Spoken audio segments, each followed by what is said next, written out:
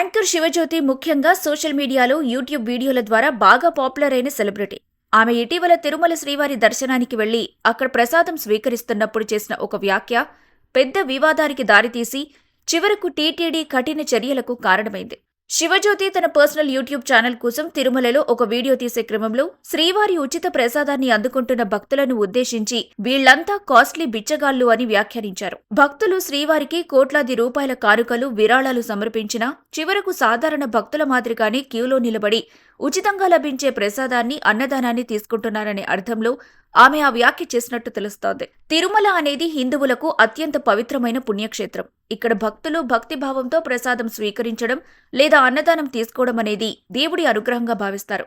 ఈ నేపథ్యంలో ఆమె ఆ పవిత్రమైన సందర్భంలో భక్తుల త్యాగాన్ని, భక్తిని కించపరిచే విధంగా భిక్షగాళ్లు అనే పదాన్ని ఉపయోగించడం భక్తుల మనోభావాలను తీవ్రంగా గాయపరిచింది. ఇక భక్తుల నుంచి, వివిధ వర్గాల నుంచి తీవ్ర విమర్శలు రావడంతో టీటీడీ అధికారులు ఈ అంశాన్ని సీరియస్ గా తీసుకున్నారు. ఆమె వ్యాఖ్యలు తిరుమల పవిత్రతను, భక్తుల విశ్వాసాన్ని కించపరిచాయని నిర్ధారించుకున్నారు. దీనికి ప్రతిస్పందనగా టీటీడీ తీసుకున్న కీలక చర్యలు శివజ్యోతి యొక్క ఆధార్ కార్డును టీటీడీ డేటాబేస్ నుండి శాశ్వతంగా బ్లాక్ చేశారు. ఆధార్ కార్డును బ్లాక్ చేయడం వల్ల ఆ వ్యక్తి భవిష్యత్తులో ఆన్లైన్ ద్వారా శ్రీవారి దర్శన టికెట్లు లేదా వసతి గదులు లేదా టీటీడీకి సంబంధించిన ఇతర సేవలను బుక్ చేసుకునే అవకాశం పూర్తిగా రద్దవుతుంది. ఈ చర్య ద్వారా ఆమె భవిష్యత్తులో శ్రీవారి దర్శనానికి రాకుండా టీటీడీ కఠిన నిర్ణయం తీసుకున్నట్లు స్పష్టమవుతుంది. టీటీడీ ఇలాంటి కఠిన చర్యలు తీసుకోవటం చాలా అరుదు. దీని వెనుక ప్రధాన ఉద్దేశాలు: ఏ వ్యక్తి అయినా, సెలబ్రిటీ అయినా దేవాలయ పవిత్రతను, భక్తుల మనోభావాలను కించపరిచే విధంగా మాట్లాడితే సహించబోమని స్పష్టం చేయటం, తిరుమల క్షేత్రం యొక్క ఆధ్యాత్మిక వాతావరణాన్ని, గౌరవాన్ని కాపాడటం, పవిత్ర స్థలాల్లో షూటింగ్ చేసేవారు లేదా వీడియోలు తీసేవారు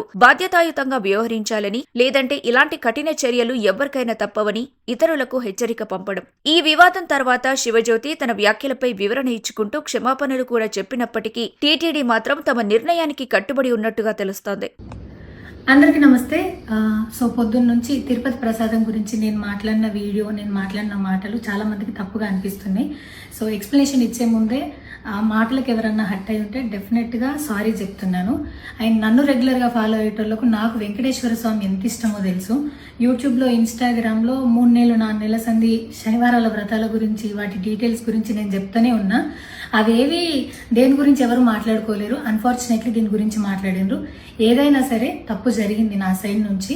నా మాటలు తప్పుగా ఉన్నాయి తప్పితే నా ఇంటెన్షన్ అది కాదు. మేము రిచ్ అని అన్నది 10,000 L1 క్యూ లైన్లో నిలబడ్డప్పుడు, పొద్దున ప్రసాదం తీసుకునేటప్పుడు కాస్ట్లీ లైన్లో నిలబడ్డమని ఆ ఉద్దేశంతో అన్నాను. ఏం జరిగినా సరే ఇప్పుడు నేను ఏది ఇచ్చినా మీకు ఎక్స్ప్లెనేషన్ లాగానే అనిపిస్తుంది తప్పితే నేను తప్పు ఒప్పుకున్నట్టు మీకు అనిపించదు. అందుకోసం నేను దాని గురించి ఎక్స్ప్లెనేషన్ కూడా ఇస్తలేను. తప్పైతే నా సైడ్ నుంచి జరిగింది అండ్ నా తమ్ముడు సోను తరపు నుంచి కూడా జరిగింది. తను అవైలబుల్లో లేడు. తన తరపున, నా తరపున అందరికీ సారీ చెప్తున్నా. సో నా ఇంట్లో వెంకటేశ్వర స్వామి, నా చేతి మీద వెంకటేశ్వర స్వామి, అన్నిటికన్నా ముఖ్యంగా జీవితంలో నాకు అత్యంత విలువైంది నా బిడ్డ. నా బిడ్డను కూడా వెంకటేశ్వర స్వామి ఇచ్చిండు. నేను ఆయన గురించి తప్పుగా ఎట్లా మాట్లాడతా? అస్సలు ఆయన గురించి తప్పుగా మాట్లాడా. ఆయన గురించే కాదు, నన్ను రెగ్యులర్గా ఫాలో అయ్యేటోళ్లకు నేను అన్ని మతాల దేవులను మొక్కుతా, అందరి దేవులను మొక్కుతా.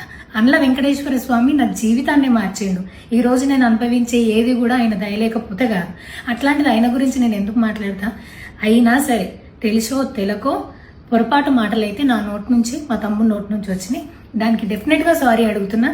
ఇదేదో యూట్యూబ్ ఛానల్ ఏమంటారు వీడియోస్ పెట్టి కేసులు పెడతా అన్నందుకు కాదు, నాకు కూడా అనిపించింది అయ్యో అట్లా మాట్లాడి ఉండకూడదని, అందుకోసం పెడుతున్నాను తప్పితే ఇంకొక ఉద్దేశం అయితే ఏమీ లేదు.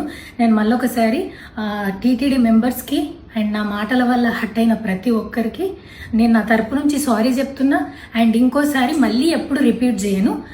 సో నా సారీని యాక్సెప్ట్ చేయండి. నన్ను రెగ్యులర్గా ఫాలో అయ్యేటోళ్లకు నాకు వెంకటేశ్వర స్వామి అంటే ఎంత ఇష్టమో తెలుసు కాబట్టి వాళ్ళందరూ నన్ను నమ్ముతున్నారని కోరుకుంటున్నా. మళ్ళొకసారి ఎక్స్ప్లెనేషన్ కాదు, సారీ చెప్పినంత మాత్రాన తప్పు ఒప్పైపోతుందని కూడా కాదు. బట్ నేను చేయగలిగింది ఇది ఒక్కటే కాబట్టి మళ్ళొకసారి అందరికీ సారీ. అండ్ డెఫినెట్గా ఐ ప్రామిస్ ఇంకోసారి ఇది రిపీట్ అవ్వదు. Thank you.